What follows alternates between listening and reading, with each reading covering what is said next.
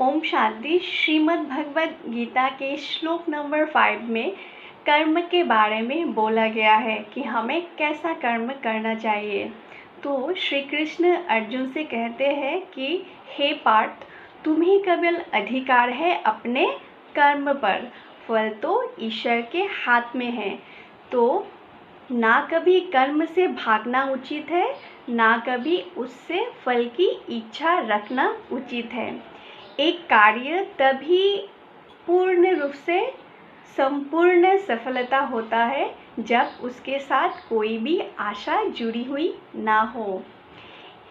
एक व्यक्ति जब असफलता होकर उसका मन डोलता नहीं है और वो व्यक्ति जब बार बार प्रयास करता है तभी उसको सफलता मिलती है। तो हमें कभी भी कार्य के प्रति आशा रखनी नहीं चाहिए। आशा रहित होकर हमें हर कर्म करना है। तो हमें हमारा कर्म कैसा होना चाहिए, श्रीमद् भगवत में बहुत सुंदर से श्री कृष्ण ने अर्जुन के द्वारा बोले हैं। तो ये जो कर्म है, कर्म 4 प्रकार के हैं। एक तो है श्रेष्ठ कर्म, एक है पुण्य कर्म, एक है विकर्म और है पाप कर्म।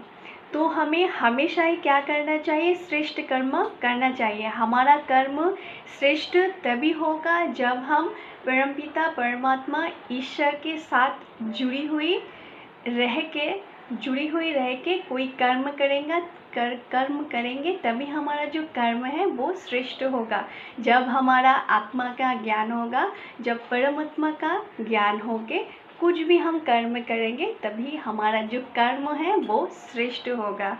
और पुण्य कर्म तभी होगा जब हम दान करेंगे, जब हम ज्ञान का दान करेंगे, जब हम धन का दान करेंगे, जब हम कुछ भी दान करेंगे तो उससे क्या होगा, हमारा पुण्य कर्म जमा होगा। और हमें हमेशा ही 2 कर्म के ऊपर ही ज़्यादा सोचना चाहिए और सोच के करना चाहिए। क्योंकि हम तो कर्म करते हैं, क्योंकि हम फिर भी हमें पता नहीं चलता है कि हम क्या कर्म कर रहे हैं। ठीक है, तो हमें हमेशा ही क्या करना चाहिए, हमारा कर्म कैसा हो रहा है उस पर हमेशा ही ध्यान देना होगा।